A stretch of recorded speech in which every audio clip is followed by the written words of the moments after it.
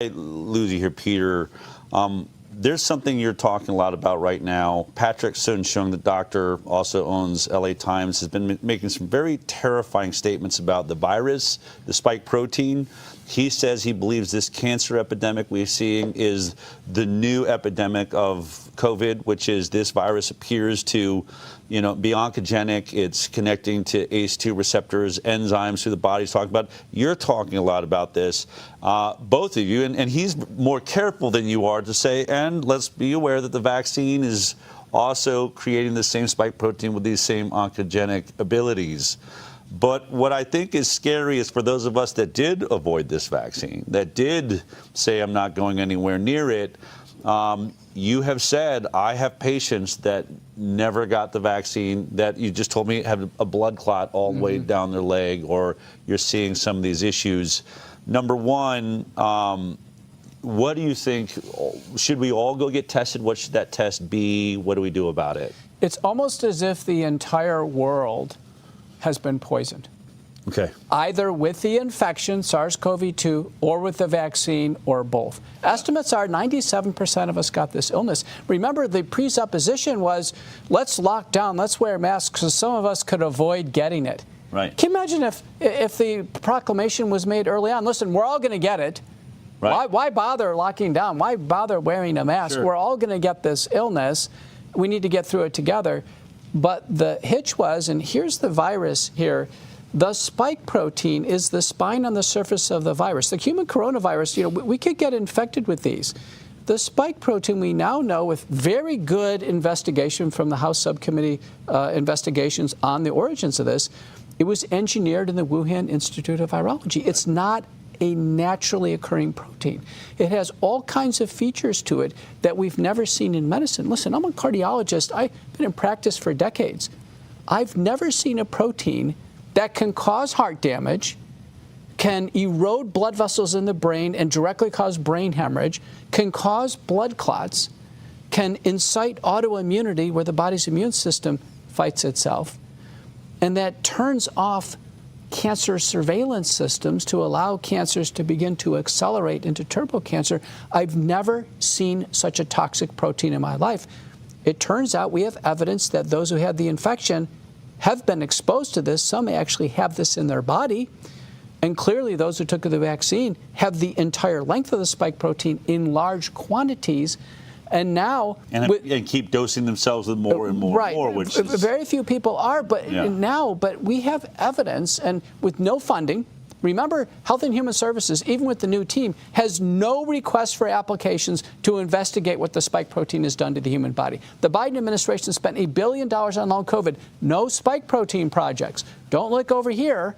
There's a mass oblivion to the problem of the spike protein, but I can tell you, I have patients in my practice, and we're working with a research lab in Germany. We have evidence of Pfizer, Moderna physically in the human body, and spike protein being produced everywhere in the body, circulating in bloodstream 3.2 years after the shots. We can find it in biopsies in tissues. This is alarming. People should be alarmed that this messenger RNA has been synthetically altered through a process called pseudouridination. There's no known human enzymes that can break down the messenger RNA. The spike protein, no human enzymes known that can break it down. Fortunately, we have some natural products. We have convincing evidence, nattokinase, bromelain, probably others, sereptase, lumbokinase, papain, and others that can break it down. But let me tell you what, humanity could be in for an incredibly difficult time. If you look at mortality across the globe, clearly 2021 is going to be one of the worst years in history. Now, the American cancer statistics just came out. They're on Focal Point Substack. And, cancer overall is about the same, slightly down. But the ones that are advancing are the most common cancers. So in women, it's breast cancer, and in men, it's prostate cancer. Wow. What tests do you recommend if someone wants to find out? Because a lot of people are having issues with fatigue, or wondering, there's just something's wrong. Do you recommend a test? Can you figure out if you've got circulating spike protein? Right now, we have only indirect proxies. So the FDA has not allowed a single test on the market, and these are not hard tests, to directly measure spike protein in the bloodstream. that should be top of mind for the FDA and HHS, right? Yeah. I mean, because we're trying to diagnostically figure out what's going on. However, we can measure antibodies against the spike protein offered by many companies, and the common labs, Quest and LabCorp, offer it. I think the leading manufacturer is Roche, making the Roche Alexis assay. This test ranges from less than 0.8, means you've never been exposed to it. Greater than 25,000 units means you potentially had a massive exposure. In multiple studies in my clinical practice, I've measured this in thousands of patients. Again, it's the quantitative spike protein antibody. Levels less than 1,000. What am I asking for? When I go to Quest, would I say I want a COVID antibody test, and it'll give it against the nucleocapsid, so antibodies against the ball, that means you've been exposed to the virus, and against the spike protein. That's how much spike protein from the virus or the vaccine has stimulated your antibodies. But here's the point. Every paper so far, my clinical experience confirms this.